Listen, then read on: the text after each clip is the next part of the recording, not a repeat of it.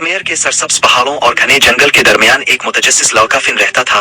वो हमेशा गांव के बाहर की दुनिया के राज जानने के लिए बेचैन रहता। एक शाम जब सूरज उफक के नीचे डूब रहा था, इसने बूढ़े मीरक से एक कहानी सुनी, एक कदीम मंदिर और इसके लाजवाल मुहाफिज की, जो एक ताकतवर नवादिरात की हिफाजत करता था। ये खजाना जिसके भी हाथ लगता इसे खुशहाली आतबाही दे सकता था।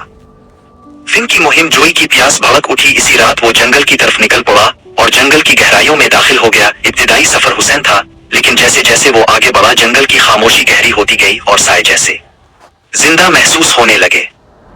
बिलाखिर वो एक कदीम पत्थर के मेहराब पर पहुंचा, जिसके पार बैलों में लिपटा हुआ वही अफसानवी मंदिर था। फिन ने अंदर कदम रखा। दीवारों पर नक्श ओ निगार किसी कदीम जंग की कहानी सुना रहे थे। कमरे के वस्त में एक चमकता हुआ गोला रखा था। जैसे ही फिन ने इसे छूने के लिए हाथ बढ़ाया, एक गूंजती आवाज गूंजी और साए एक मुहाफिज की शक्ल में ढल गए। कौन है जो मेरी निगरानी में खलल डालने आया है? मुहाफिज गिरजा। फिन कांपते हुए बोला, मेरा इरादा नुकसान पहुंचाने का नहीं, मैं सिर्फ हकीकत जानना चाहता है। मुहाफिज ने इसे परखने के लिए आजमाइशों का सिलसिला शुरू किया।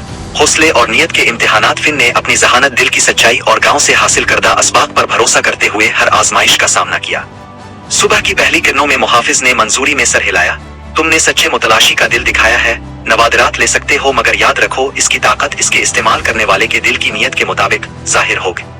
फिन ने एहतियात से गोले को उठाया और महसूस किया कि इसका मकसद इस ताकत की हिफाजत करना है, न कि इसे काबू पाना। नए शऊर और दानिशमंदी के साथ वो गांव वापस आया। अब खोए हुए मुहाफिज की कहानी न सिर्फ बूढ़े मीरक की कहानियों में जिंदा रही, बल्कि फिन के दिल में भी, जिसने सच्चाई को पाने की जुर्रत की थी।